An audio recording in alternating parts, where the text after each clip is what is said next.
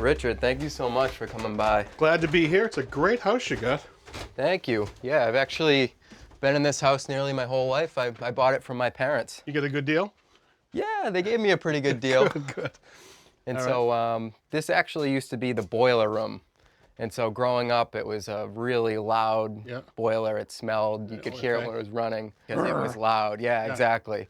And so there used to be an oil tank over there, a big boiler here that was doing all the heating hot water as well as the domestic hot water. Tankless old boiler, okay. Exactly. So where did that go? Is that long gone? The boiler at some point started to leak, and so I had to make a decision to replace it. I have solar on my house, and I thought, hey, maybe I could put in heat pumps for most of the heating in the house, and then for my domestic hot water supply, I can use this hybrid hot water heater. And you do this yourself? Yeah, exactly. So you got heat pumps, you got heat pumps. Why am I here? That's actually a great question. So there's no heating in the bathroom now. So there used to be heating through the baseboard hot water, but... You abandoned that? Exactly. The bathroom's been freezing. All right, so this is not uncommon. You put heat pumps in, but it doesn't hit every room, so now we got to think about how to provide heat for that local space. Right. So you got a hot water source here. I see that you've left a couple of T's here. What are you thinking? I was sort of thinking that maybe we could do radiant heating. Okay.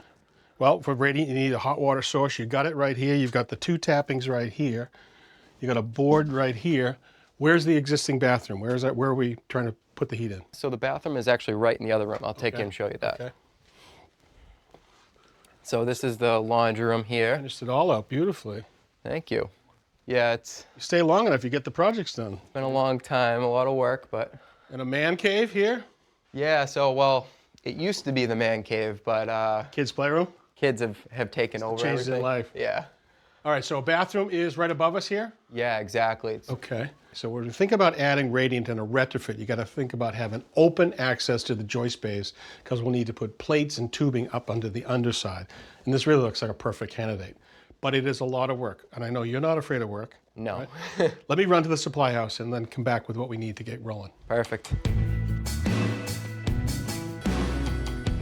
All right, so these are the transfer plates that we're going to use. They're designed 4-inch wide, aluminum, about 4 feet long. And you can see there's two different size tubing can be accepted.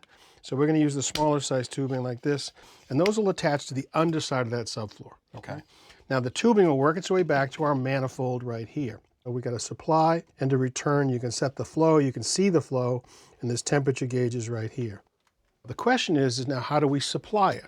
This water heater is filled with the hot water that you're going to use, you and your family are going to use to shower and everything else. But what we don't want to do is we don't want to contaminate that water. So in a potable water system, if you have uncirculated sections of potable water, it can be a breeding ground for Legionella bacteria because that water in the radiant will sit all summer long uncirculated. So what I want to think about is to introduce a heat exchanger between the water heater and the radiant system. Now inside this block is this heat exchanger right here. If you look down here, there's a series of stainless steel plates. What happens inside is that in one layer, the pump will be from the water heater and the liquid will go this way from the water heater. On the next layer up, the water will go the opposing way with a different pump. So now what happens on each layer, it's going in different directions, and you are now transferring energy from the water heater into the water for the radiant, but they don't mix, right? Okay. So you completely protect the potable water supply over here while having a protected system over here, okay? Yep. So what's also in here are these two pumps, right?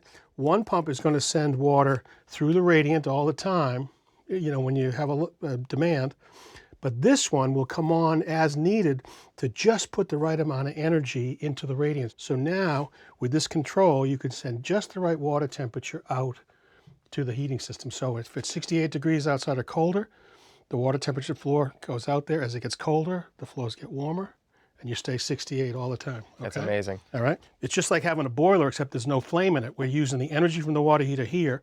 That means that we now have a closed system. And when you have a closed system, just like your old boiler, we have to think about expansion. Anytime you heat water, it needs to expand.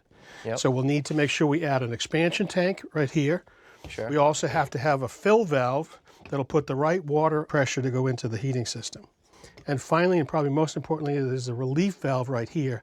So if any of these didn't work, it would relieve to safety. Okay. That is your parts and pieces. All right, ready to get started?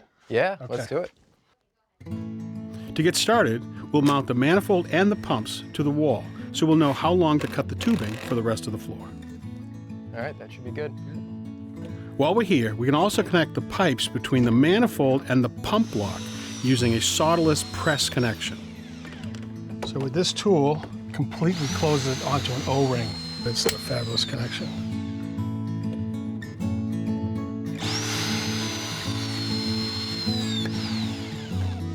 All right, while I get the piping ready, I need you to notch the blocking in between the joists underneath the bathroom, just enough so we can slide the plates all the way across the room.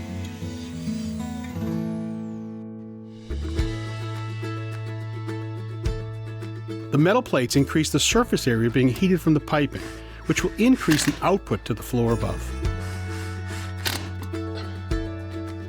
We'll add 2 rows of plates per joist bay, which will loop up and back.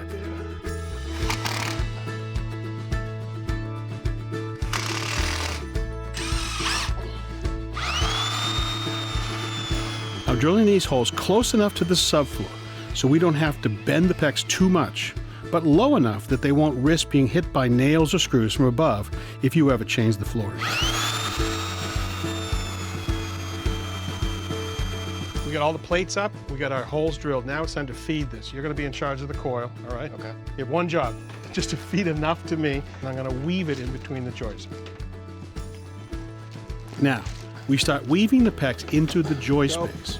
We'll start with the section farthest away from the manifold and work our way back. I've pulled these loops between each joist to try and keep the piping organized as we weave through each bay. Like Tom Sawyer, having you do all the work. All right, now you can put your insulation back in the drop ceiling. If you didn't already have insulation, I'd highly recommend adding some. If we're going to work this hard to make heat underneath the bathroom floor, we want to make sure it's going in the right direction. Now we can make the connections back at the manifold. Finally, we can connect the whole system back to your hot water heater.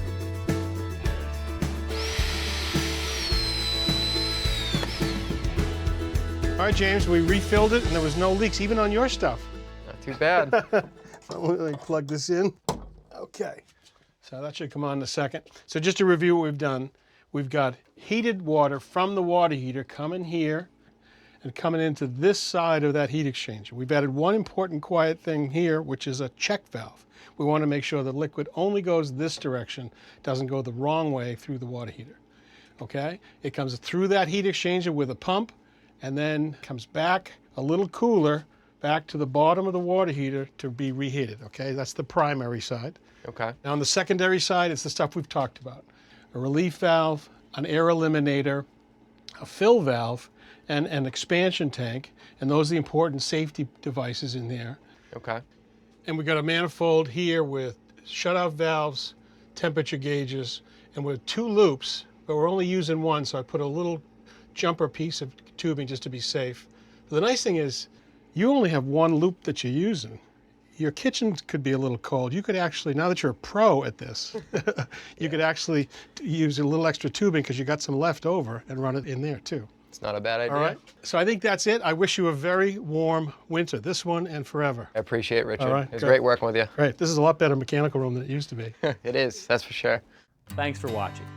This Old House has got a video for just about every home improvement project, so be sure to check out the others. And if you like what you see, click on the subscribe button to make sure that you get our newest videos right in your feed.